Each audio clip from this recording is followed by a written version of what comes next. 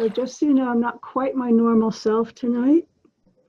I lost my doggie, which many of you will understand completely and deeply because I'm sure you've lost your own loved ones. And so I don't know how focused I'll be. And I would ask you too, not to give me sympathy because then I'll start crying and I won't be able to function. If you want to give me sympathy later, I'd love it. But tonight I'd like to be here for you as much as I can. So a couple of weeks ago, we had a shamanic retreat here with Rose Dadan, and it was called Wild Reiki and Shamanic Healing. And Rose runs a retreat with a basic idea, from what I understand, not being a shaman, is that when you work with shamanism, you're essentially working between two worlds. You open sacred space, and then in that sacred space, you're able to hear and see and connect and learn things that you can't ordinarily. And it was a really beautiful retreat. I'm going to give a short introduction, and then I would like to invite all of you who are at the retreat to share some of your insights from Elizabeth, Beth, Mitzi. But shamanism is one way. So what I'm going to do is share some thoughts I've had recently, because shamanism is one way in which we can try to affect change.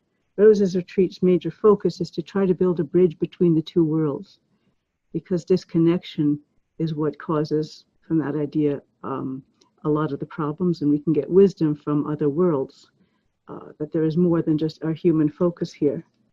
It's a beautiful thing, shamanism. It tends to be peaceful and gentle. Then I went to a second retreat, in this case I was a participant, and that was a Buddhist retreat where you sit in silence for 9 days. And very interesting things happen when you sit in silence.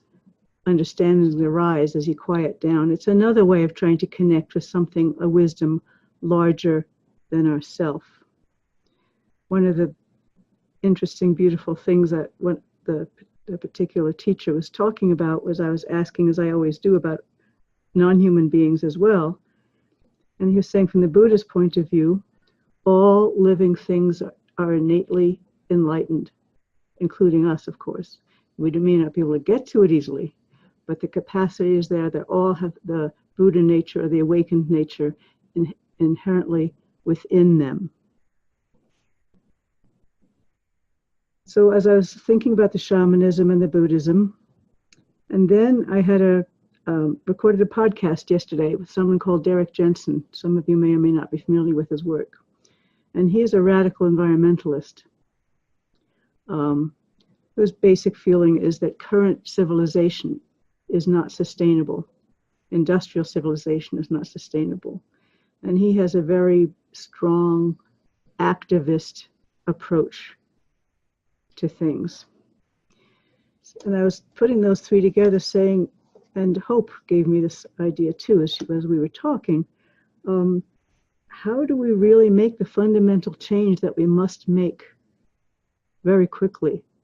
How do we make that fundamental shift? What is the best way to do it? Is a good way to do it through gentle communicating with other worlds and trying to get larger wisdoms, sitting quietly within ourselves.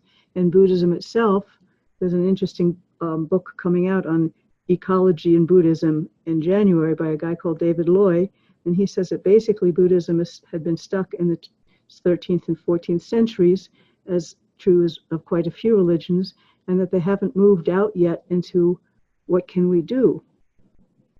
So how do we create change? They would do it through Rose's beautiful approach of connecting different worlds, through the Buddhist approach of, and when Buddhists try to make change, it's always from an element of gentleness, and also mindfulness, increasing our capacity for thinking clearly, mindfully, openly, including much more information than just ourselves, which is one of the purposes of meditation training and sitting quietly.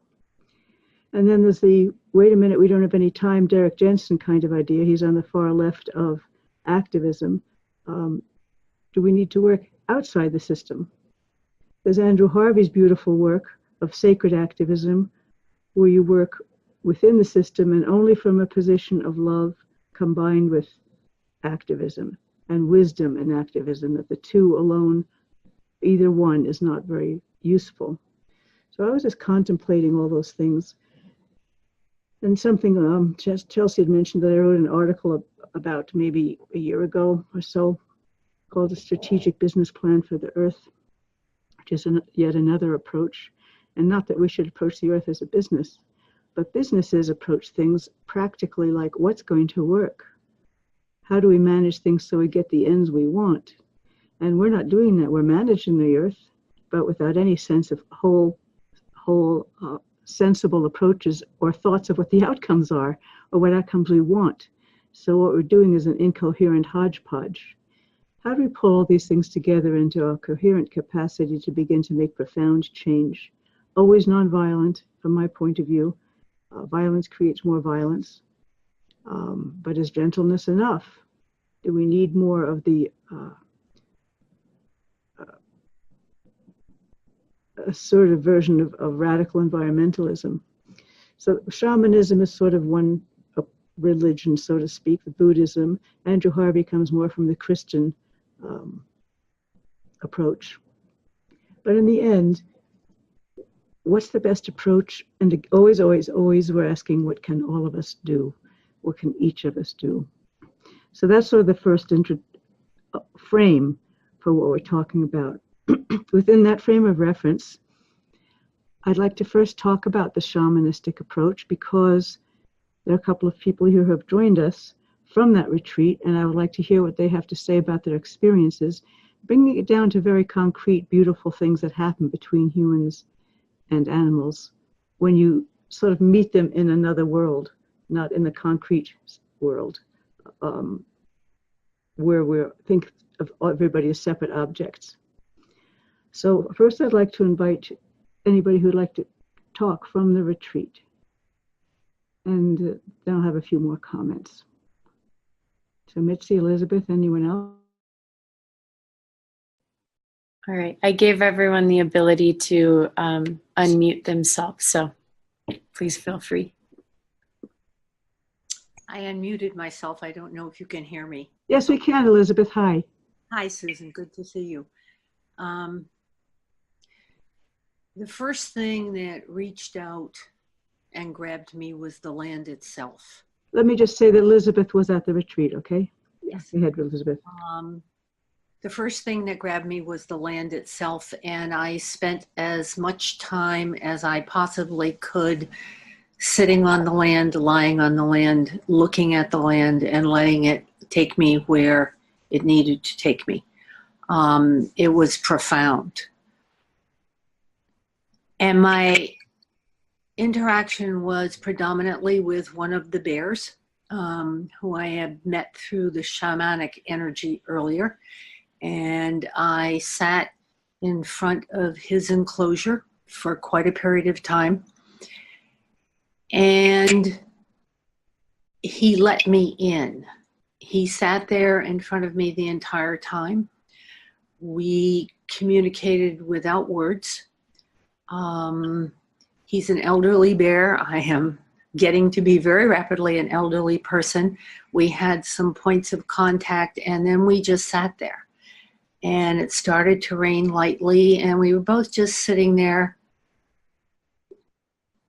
appreciating the rain and appreciating the smells.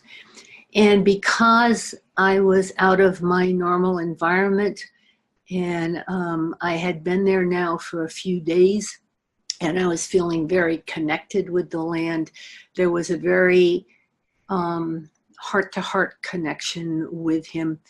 And one of the other women who was there told me that when I got up to leave, he actually followed me around. In fact, he startled me, because as I turned the corner, he popped into that little out cage that they have on the corner of the enclosure for him.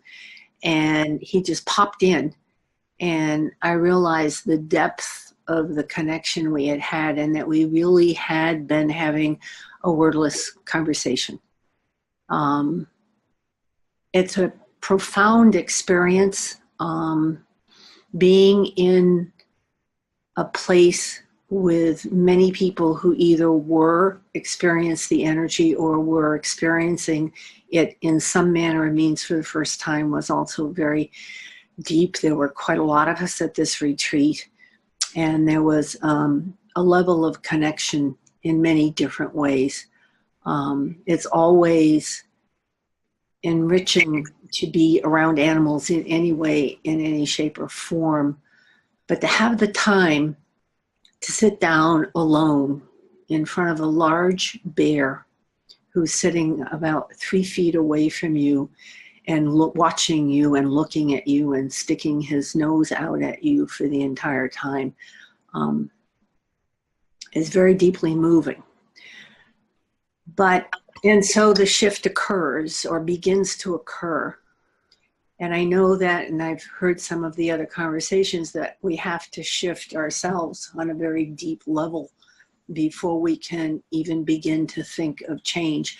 I can't go out with anger and tell people they're doing everything wrong. That's just the best way in the world to have them shut down. So my sense is perhaps for me the root is more advocacy than actual activism, and where I can use my voice to help or push along. My fear with the extreme left activism is that it angers so many people. And I've experienced that, the way they don't hear a word you say. So I still have to work on my own shifting and where my place in the world with forwarding this along is. But thank you to you, Susan, for the opportunities you gave me, and I'm very grateful, and I hope to continue. If you could summarize that, Elizabeth, what was it that you learned?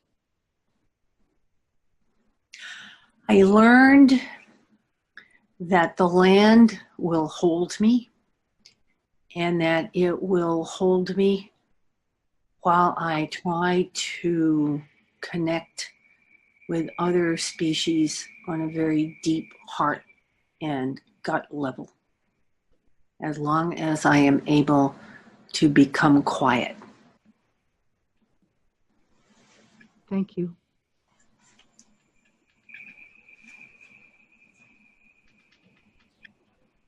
Would someone else from the retreat like to speak? Susan, this is Beth Walker. Hi, Beth. I'm in San Jose, California, and I was a first-time participant at the retreat. And there's kind of a knowing inside of me that there's so much more that we don't understand, or that it's all around us. We just need to connect. How to connect is the challenge. And experiencing the retreat, I agree with Elizabeth, the land is powerful. And the animals, I love animals. I've always wanted to interact with animals, but I interacted in a way, a quiet way. And there's information there for you when you find that space. And I don't know if I would find that space without the shamanic surroundings. I think I could now, but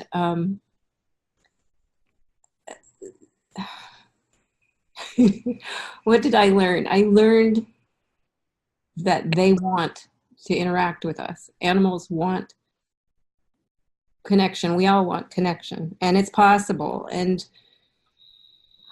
how to do that to people, I find I can't explain what I experienced to everybody that I know. I don't know how to share that with them. We had a group of like-minded people there and it was very special.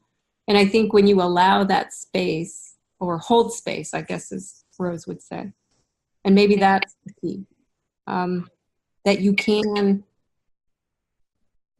become part of that community of all beings.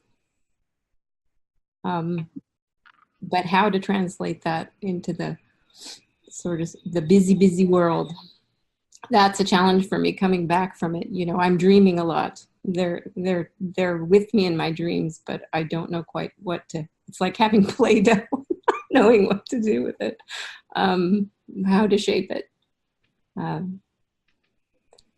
But it was the animals that you have there are very special, and I don't know how that works in a larger sense to the wild animals that aren't right in front of us or allowing us to be in their space. But I think somehow understanding that in the work that you're doing is doing that, allowing people to have these connections. And I think it's interesting. I got back on the first meme across my screen is all beings have as much right to be on this planet as we do.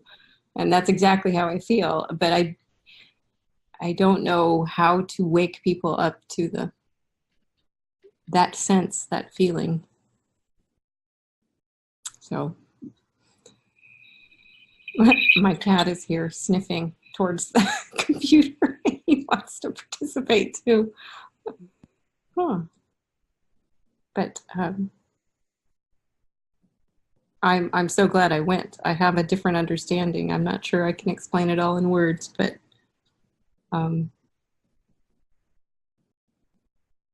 it's possible. It's almost like we're surrounded by the energies. If only we can reach out and touch. So that's. Thank you. You're welcome. Anyone else from the retreat like to speak? Hello, Susan. Yeah. Hi, it's Mitzi. Hi, Mitzi. Hi. You know I'm shy speaking, but I'm going to go ahead. I just want to really thank you and Jean and all the animals, first of all, for this lovely and beautiful time we were able to spend with you all. And I was able to connect with many of the animals individually, and just by acknowledging them and opening up my heart, I think big things can come from that, you know, as we go out in the world on our daily basis, whether we're in our gardens or walking in a street, see an animal, acknowledge it, and something happens. You know, I think people think that big things need to happen, but small things count too. And like today, I was feeling down. I was, you know, I'm still processing coming back from this beautiful retreat and being back in the real world, and just like where do I go from here, and just kind of feeling alone. And I was walking my dog, and I told my dog we're going to go on an adventure, we're going to breathe the air, we're going to greet the flowers and the leaves, everything we see. And all of a sudden, you know, I'm walking along and I had this red-tailed hawk fly up on a telephone pole right above me, because I had my heart open and I was looking for a sign, looking for, you know, a validation that there is a connection between all the worlds, whether it be animal or people. And I felt a strength within me when I had this hawk. You know, it was like a message, like, "Hey, I've got your back," you know. And I was able, you know, when I was at Earthfire, I also connected with a bear there that had gone through a similar thing. I'm going through a grief period right now. I lost my brother 4 years ago due to cancer, and one of the dear bears at Earthfire had lost a brother as well, and we really connected deeply with that. I felt that with the bear. I felt that, and in doing this retreat with Rose, there's a ceremony that's called despacho that we do kind of at the end, and where we gather our prayers. You know, we invite spirit, and you know, we have our prayers, and we go around and we offer the animals to send their prayers as well. And I was the guardian, I don't know the word, the ambassador for the bears there that weekend. So I connected with Huckleberry, and I promised him I would take, you know, his, you know, prayers that, you know, his loss for his brother, and, you know, along with mine. And it was just a strong, strong connection. And I guess what I'm trying to come from is that, you know, we can feel alone in the world, but if we open our hearts up and we really, you know, connect with the animals, we are strong. We don't need to do great deeds. We can just do small things in our own yards. And and everything. So anyways, I'm just getting kind of, emotional here. So I will leave it at that, but thank you so much. No, emotional is good. Go ahead, Mitzi. Yeah. No, but my belief is that we can do great, in doing small things, we can do great deeds. And, whether it's planting a patch of milkweed in a garden, whether it's talking to a child about connecting with animals, whether it's acknowledging an animal as you're passing by in the street, those things all count, I think. And maybe I'm being idealistic, but I think we forget those things and we, get into this thing. We need to do big deeds, but we can start out with the small ones, I think, that can lead to greater ones as well. And that's where I'm at right now. But I've got some ideas brewing and, sitting on my nest here and thinking about them. But yeah, but thank you so much. It was a beautiful retreat, and I will be back because I learned so much from your animals there. They're beautiful, beautiful souls, each and every one. And just by opening up the heart, we learn so much. And I think that's what needs open hearts, open minds. One of the things you told me during the retreat might be kind of interesting and fun to share, if you're willing. And that's yes. What happened with Fafi, our beautiful Mustang. Yes. Okay. Yes. So all the animals at Earthfire are very beautiful. I'm imagining people that come to Earthfire, seeing a buffalo is rather exotic, but they have two very beautiful, beautiful buffalo ambassadors there, namely Bluebell, who's the elder buffalo, and then there's young Nima, beautiful buff-colored white buffalo, young buffalo. So eyes are drawn to these beautiful ladies. Sharing their paddock with them are two lovely, lovely donkeys, Razzle and Sarah, and then a beautiful Mustang mare, half Mustang mare named Feats of Flame, a.k.a. Fafi. So when I was there at Earthfire, everybody, of course, Bluebell and Nima, and drawn to the buffaloes, and, Bluebell's open to, sharing Reiki. So a lot of us there are Reiki students, and so we were drawn to sharing some Reiki with Bluebell, who is a Reiki sponge.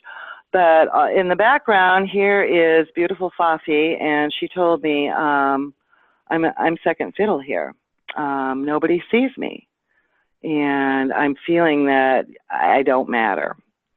And for me, this hit my heartstrings because I have felt that, and I still do feel that. And it was just like two beings opening up to each other, looking at each other, looking into the heart, looking into the eyes, saying, I see you, I feel you, I understand you. And I told her, I said, you are beautiful. I see you. I see you. You matter. You are a beautiful soul. You have so much to give. And she was just so thankful of that, so thankful. And each day I went in the mornings, I would always go to her first. I mean, I would acknowledge Nima and Bluebell, but I always would go to Fafi first and acknowledge her. She needed that. And sometimes I need that. I sometimes feel like, hey, I'm here. But, animals really mirror us in a lot of ways. And I think, and again, I come to the open hearts. I think if we approach animals from an open heartedness, that the messages or the mirror that they can be will be conveyed to us so much stronger, and so that was a beautiful connection as well. And like I say, each and every animal gave me something, and they're all beautiful souls there, and they all have something to teach and to share. So I'm going to bring that out into the world. So thank you again. Thank you so much. Thanks, Mitzi. Anyone else from the retreat? It's Beth again. I can add to Mitzi's Fafi story. Once she said that to me, I realized where my focus was, and that she had been kind of pushed away from the main attraction, if you will.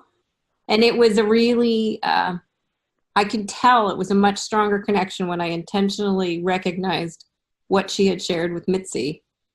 And it's, to me, that is a real key ingredient to recognize, just like the brother story with the bears. We have connections. We have similar experiences that we can connect to them with. And once I realized she felt people weren't seeing her. It was a change in the way it felt, my interactions with her as well. And she looked at me differently. So I appreciate that piece of advice from Mitzi. It made an interesting difference, and a connection was stronger because of it. And I think it helped with my interactions with the other animals as well. Anyone else from the retreat before we go on to everyone else?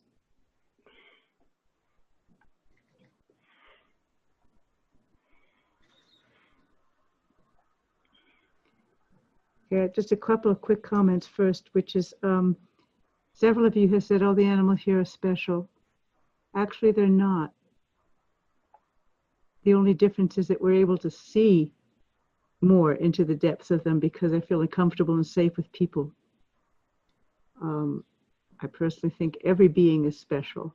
And if you say they're special, then you have to come to Earthfire to have this experience. And it's certainly easier to have here, but the potential is there in every animal, in every bear, in every deer, in every wolf, in every animal. There are some animals that are not so nice within each species, just as there are with humans. So you can't generalize and say bears or wolves or anything. But generally speaking, most animals in my experience, and I think in reading, finding my way as best I can, is most animals, exactly as you said, want a genuine connection. We're all forms of life and we naturally want to, unless there's something wrong with us somehow, and that's human or animal, unless something has happened to us. The first thing, if there's no fear, is curiosity and wanting to understand and connect. So they're special only in that we spent time with them and they're comfortable with people. Another thing one of you said was back to the real world. And that's such an interesting thing because actually what we're all talking about is the real world. Nature is the real world. All these wonderful connections are the real world. The world that we go back to is a human-created, unreal world that probably isn't going to last very long anyway. But we reverse that. And we put the weight on that because there's so much pressure all around us to believe that that's what's real, when actually nature is what's real. And when we ask about how can we make change, I think one of the important things is to make that shift.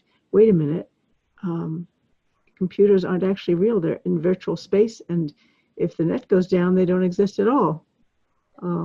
But the trees are always going to be there, assuming we leave them there. So, another couple of beautiful things a couple of people said about we're surrounded by the energies if only we can connect to them, or how animals begin to look at us differently. I don't know if some of you remember the story of Windwalker, which is on the website, and how he changed from a aggressive macho cougar to, for lack of a better word, a connecting spiritual cougar. And the probable change in that, probable factor, was that he was actually seen when Penelope Smith came. And the same thing when Teton changed. So those are just comments about all the things you guys shared. So Jessica, did you want to speak before we go into everyone else? No? Okay. So the floor is open for anything we talked about.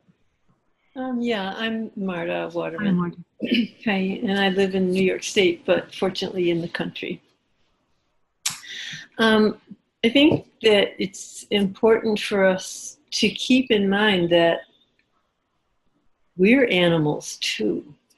And I agree, it's beautiful and wonderful and important to connect to animals because they have maybe a more pure way of experiencing the world. But we humans are animals too, and I think maybe if we can experience our interactions with other people and bring some of the expectations to those interactions that we would expect to have with non-human animals, that it might give us a better understanding of each other. Because if you can get down past all the psychological experiences that we've had in our lives and the biases and everything else, fundamentally, we're animals too, and can approach each other with a similar expectation that we have with non-human animals. And I wonder if we could do that more, if it would help us to understand and accept each other and our different viewpoints. That's all I wanted to say. Thanks. Chelsea, are you there? Yes, I'm here. And I saw that a 410 number unmuted themselves, so I'm going to go ahead and unmute you if you wanted to speak. I just, for Marta's purposes, had turned it off. No, that's fine. I couldn't figure out how to unmute myself earlier, but that's okay. So would you like to speak? I was just kind of piggybacking off. I was at Earthfire, this past for the retreat as well. And, I had a lot of the same experiences as Elizabeth and Beth and Mitzi, just in the connection to the land and to the animals. And I feel a little emotional. Coming back has been interesting. It's one of the things I learned while I was there was how to listen, really listen. And so I was able to bring that back in my work this week with, I work at a horse rescue, volunteer, and I also am on the board of directors at we're starting up a farm animal and wildlife sanctuary. So I work with different animals, but this week was my first day back. We had some horses that came in from the New Holland auction, which is always a mixed bag. You can save some, you can't always save all of them. And, being able to really hear one horse in particular, knowing that he was in such a condition, even though he was only 2 years old, that the pain of surgeries and medical procedures and such was more than he would be able to bear. Knowing that that the best thing for him was euthanasia was really difficult. But being able to hear very clearly and advocate for him when we had to go through this agonizing process of deciding, what we do. And I knew right away I was with him and I was able to offer Reiki to him and also just be with him. And he went very quickly, more quickly than any horse I've ever been with. And I knew that it was the right thing. But I realized that, the work isn't always easy, but being able to listen and being able to hear is so important. And I feel like at Earthfire, just like Elizabeth said, that connection with the land is really the foundation for the connection with the animals, and then further out to all of our relations. Even on that trip when we were coming back, we stopped at it was Madison Buffalo Jump, and I really heard the land and really very deeply heard the land and felt the land. And it was such an opening experience, and I knew from that point that everything had changed.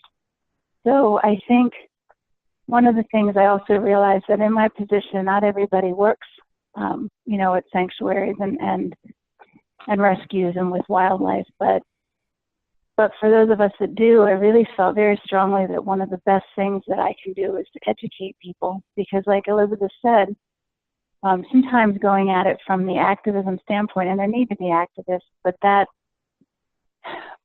right now I feel like as she pointed out, a lot of times that anger is just met with resistance. And when we can just offer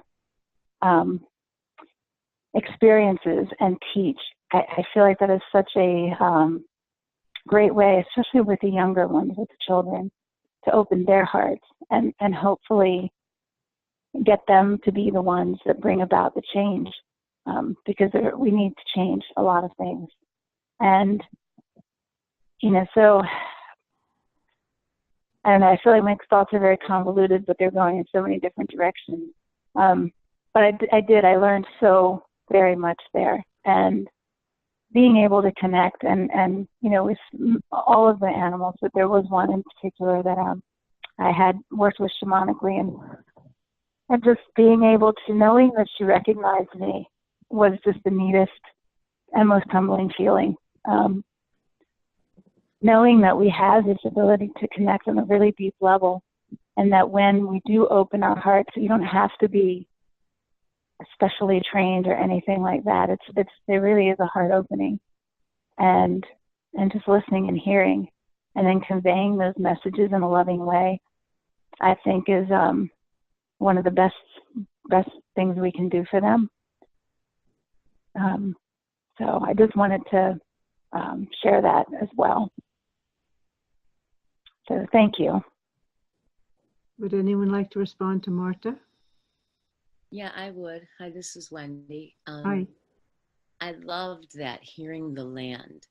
And I heard a couple of things that she was saying, and I would imagine when you hear the land, you just tune in, get extremely quiet, let go of thoughts, and just from a feeling state, feel love, and I guess call in whatever it is that we're hoping to communicate with. But could somebody go over that, about how I would go about hearing the land? And I would love to know more of how to do that.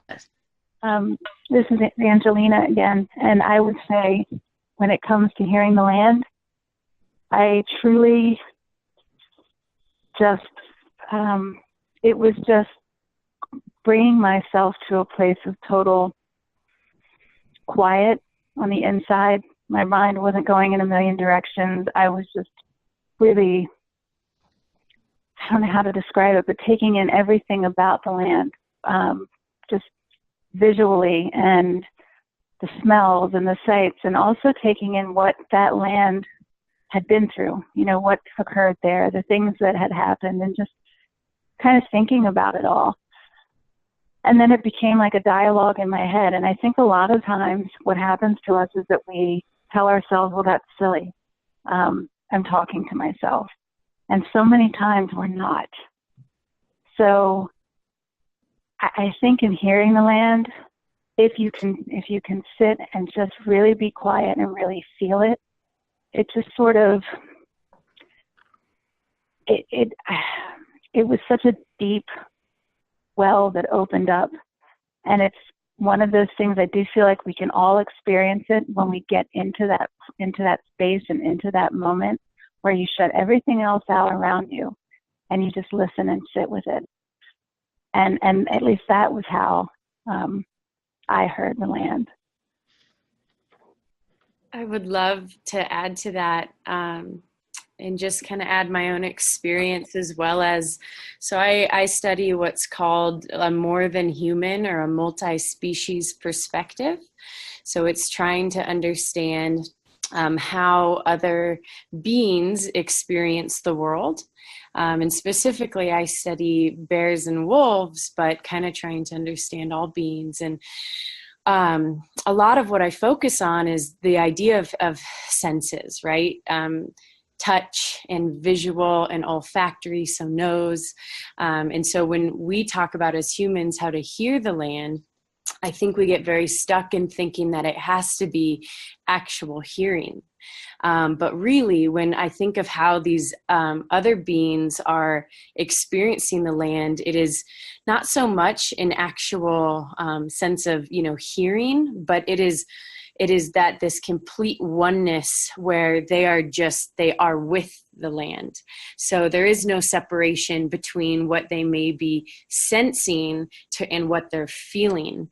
And so I think as much as humans as we can tap into that, I think it's in equal sense that we need to tap out of our senses, and kind of let go of these ideas that it's going to be this very obvious, speaking to us, or this obvious sense. I think a lot of the times when we allow ourselves to kind of erase what we know, there's this energy that kind of pulses through us. And to me, that's what speaks, is that energy that just kind of becomes a part of you and kind of exudes out of you at the same time, and connects you with the land, but also the other beings around you. And I feel that is what a lot of other beings have. And that's because that kind of more just animalistic, where humans, we get so deep in our head.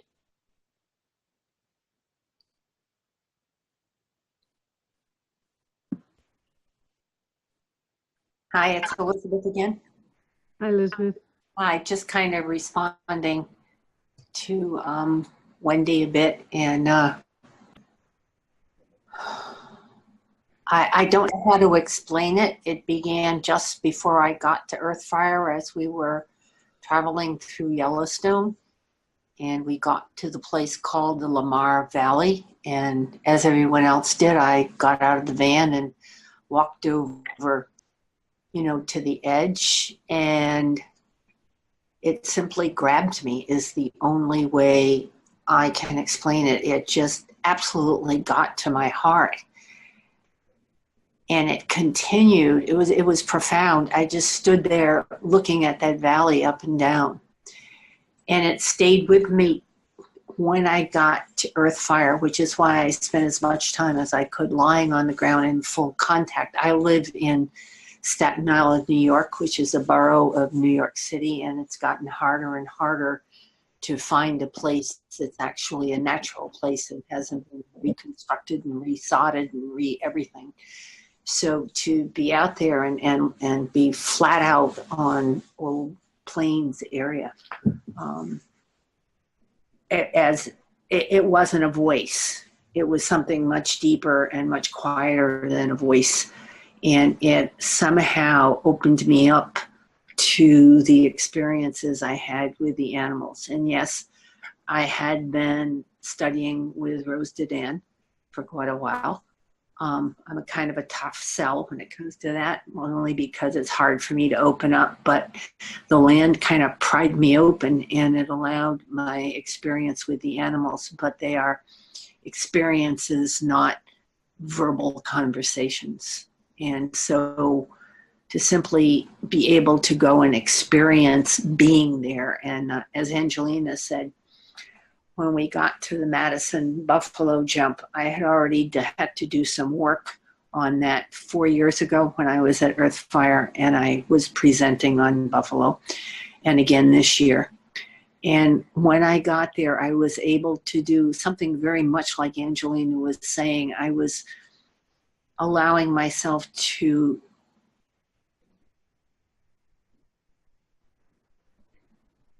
understand what the land had gone through and how accepting it was, and all the things that had happened there.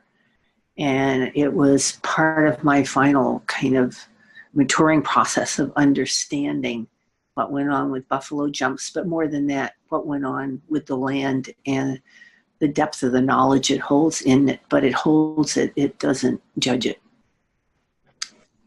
Thank you. Before we end, which is not quite yet, Marta, I am going to respond to what I thought was your beautiful observation, but I wanted to make a couple of comments here. Wendy, one of the ways I think you can begin to listen to the land is to admire it. We all love being admired. And when we admire, we sort of are admired, we kind of glow. And if you admire a tree or the land or something else, it actually opens a channel where maybe it can respond to you. It's an interesting way of thinking about it. There's an interesting little line here from one of Derek Jensen's books. He said, trees can be rather taciturn, but he was walking the dirt road that leads to his mailbox, and it intersects with a paved road, and he noticed an old pine tree just on the corner, as he had noticed it many times previous, and he thought, that tree's doing very well. Immediately, I heard a response that did not pass through my ear, but went directly to the part of my brain that receives sounds. I heard completion of my sentence that changed its meaning altogether. So it said, that tree is doing very well. And what he heard inside his head was, for not being in a community, he looked around, and though there were other trees nearby, there was not a full tree community. There was mailboxes and a telephone pole. So it was an openness. There's another part in one of his books, A Language Older Than Words. It says, attitudes about interspecies communication are the primary difference between Western and indigenous philosophies. Even the most progressive Western philosophers still generally believe that listening to the land is a metaphor. This is a Native American person who's speaking. Her name is Jeanette, and she paused and then continued emphatically. It's not a metaphor. It's how the world is. That's what I meant earlier when we say we go back to the real world. No, this is the real world that we're tuned away from. So if that's of any use to anybody. Another gentleman was sitting, I think I mentioned this a couple of times ago, sitting on the ground in a meditative retreat very quietly, and suddenly the earth said to him, include me. And we don't. And for the rest of that retreat, when he walked on the land, he never felt alone because he was with the earth, including it. And when he has a conversation with another person, he said, this isn't a conversation between the two of us, it's you and me, two humans, and the earth.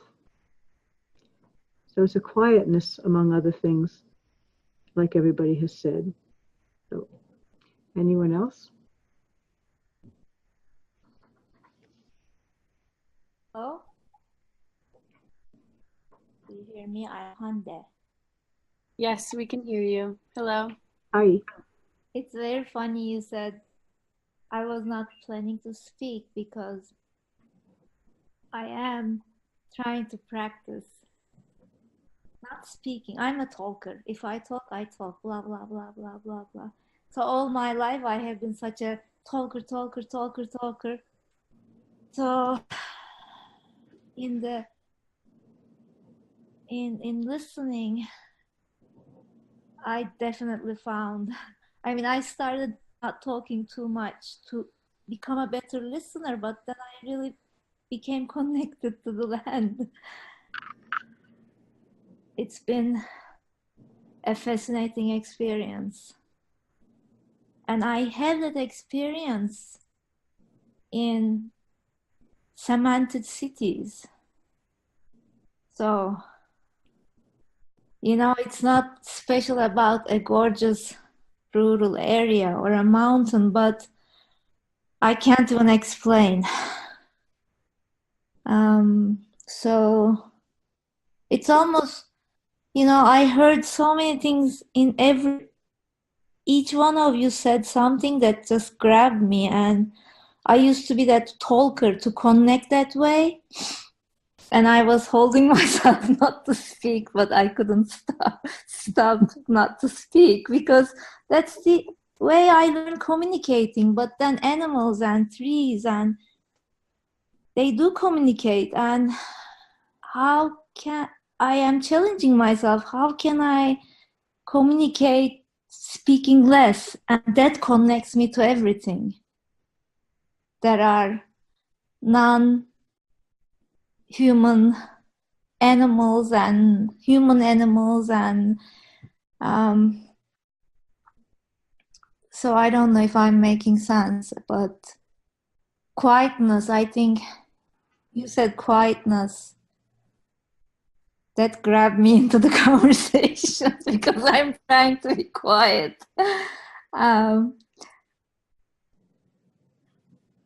So I can go on, but I should be quiet. I'm practicing this. Thank you.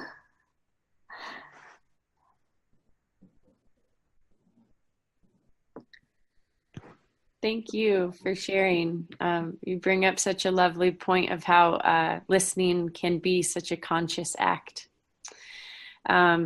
So we do have just a few minutes left until the hour. So I think we've almost heard from everyone, but if there's someone who hasn't shared tonight and would like to, I'd like to offer this space for you.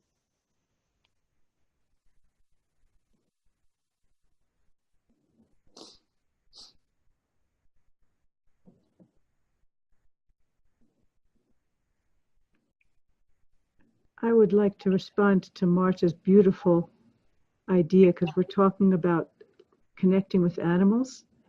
And if we do start to try to relate to each other on that nonverbal level of Fafi the horse saying, wait a minute, I'm second fiddle here, everyone pays attention to the bison. And that we are animals, so if we respond to one another in that instinctive way to begin to support one another and tune into one another, it might be quite different. If you wanted to add anything to that, Marta, I just wanted to acknowledge that really interesting insight. If anyone else wants to say anything.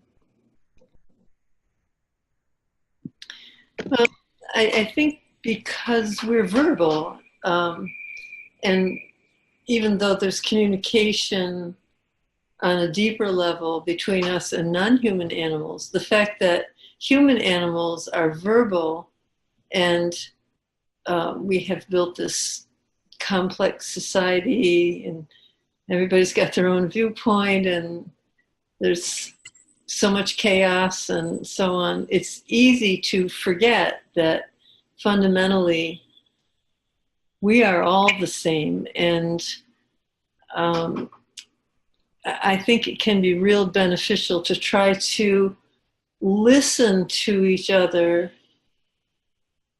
without words, the same way that we listen to animals, and to try and relate to each other on a much more heart basis. I think that can be very healing, even if, well, a one-on-one. And I mean, I don't know how we could possibly all connect in huge groups that way, but one of the other people that spoke tonight said something which I think is real important. And she said that, you know, that personal interaction just with one other person is so important. And that's the, I mean, I know that activists can work with huge groups and so on. I personally feel much more connected when I'm just dealing one-on-one with people, and hopefully that kind of thing spreads, so that if I hope I'm making sense here, if I can make one person, one of my students, because I teach private students, if I can make one of my students feel better and have an insight and feel more peace and come to a kinder spot or a more peaceful spot within herself or himself, I think the ripple effect of that can spread. And I think that interpersonal relationship ultimately is our best chance of healing the planet. Thank you. I hope so. One of the things that happened at the retreat was very much a part of the retreat is we did healing work on ourselves. And I believe that that's kind of how it begins. You know, it's kind of, I came home to a giant spider web in my front yard which made me think about the web we weave, my intentions, I think is kind of what you were talking about, in how we approach one another, and that vibration that we create either through our self-healing or through our compassion and intention towards others ripples across the web of the world. I really, to me, that helps me every day to try to decide, how am I plucking my web, and what am I building with, how am I building my web, and those kinds of things. So I believe that all our actions have equal and opposite reactions that spread beyond our comprehension. So appreciate that focus that you gave me. Chelsea?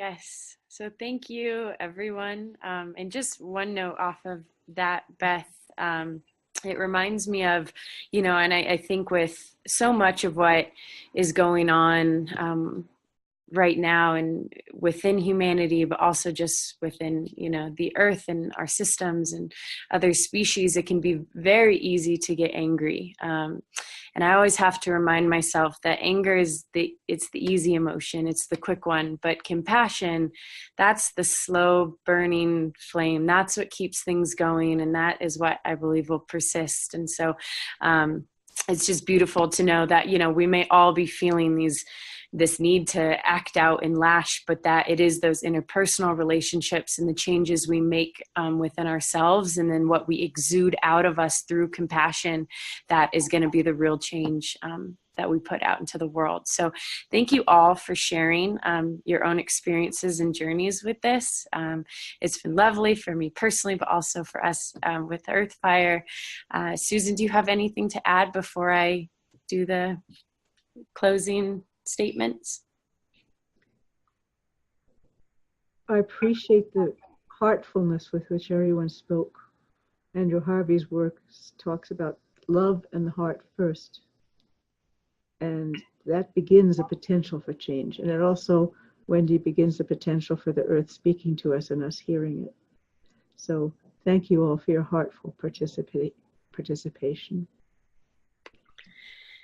Yes. So thank you very much for joining us tonight. And we hope to see you again in the future. These conversations take place every third Wednesday of the month. So the next conversation will be November 21st at 6 p.m. Mountain Standard Time. If you are not a part of our newsletters, please do sign up. It's the best way to know about upcoming events and animal stories and things like that.